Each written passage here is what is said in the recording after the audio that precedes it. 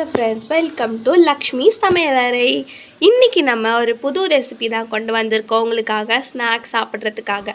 So ஒரு சிம்பிளான snacks idea பார்க்கலாமா? அதை சுண்டல் வச்சு வாங்க வீடியோக்குள்ளே போகலாம்.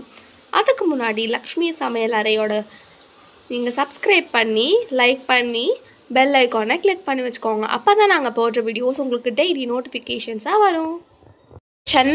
சென்னா வச்சு எப்படி நல்லா மசாலா சென்னா செய்கிறது ரோட்டு கடையில் ரோட்டு ஸ்டைல் மாதிரின்னு தான் பார்க்க போகிறோம் இல்லையா? ஸோ அதுக்கு தேவையான பொருட்கள் பார்த்துடலாம் வாங்க. 1 கப் சென்னா, நல்லா பாயில் பண்ண சென்னா நான் எடுத்திருக்கேன். அப்புறம் கொஞ்சமாக வெங்காயம், மாங்காய், கேரட், இது 3த்தையுமே நல்லா திருவி வச்சுருக்கேன். வாங்க இப்போ மசாலா சுண்டல் எப்படி செய்கிறதுன்னு பார்த்துடலாம். வாங்க இப்போது இதுக்கு தேவையான மசாலாஸ் என்னென்னு பார்த்துடலாம் வாங்க. சப்பாத்தி. ஸோ இப்போ 1 பிஞ்ச் உப்பு நம்ம சேர்த்துக்கலாம். இப்போது நம்ம எடுத்து வச்சுருக்க சில வெஜிடபிள்ஸ் எல்லாத்தையுமே ஆட் பண்ணிடலாம். மாங்காய் எனக்கு ட்ரையாக மாங்காய் கிடைக்கல.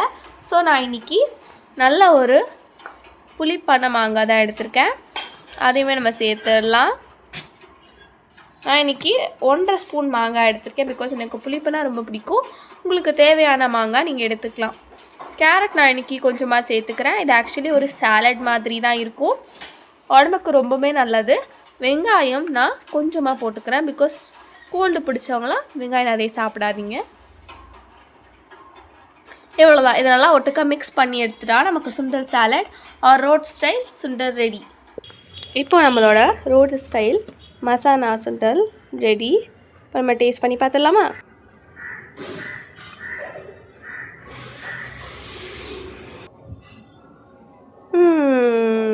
பார்க்குறதுக்கே ரொம்ப நல்லா இருக்குது. சாப்பிட்றேன்.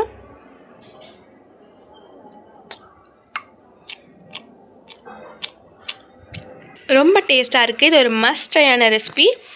உடனே போய் இந்த ரெசிபியை ட்ரை பண்ணி பாருங்கள். மறக்காமல் நம்ம லக்ஷ்மி சமையலறையை சப்ஸ்கிரைப் பண்ணுங்கள். பாய் பாய்.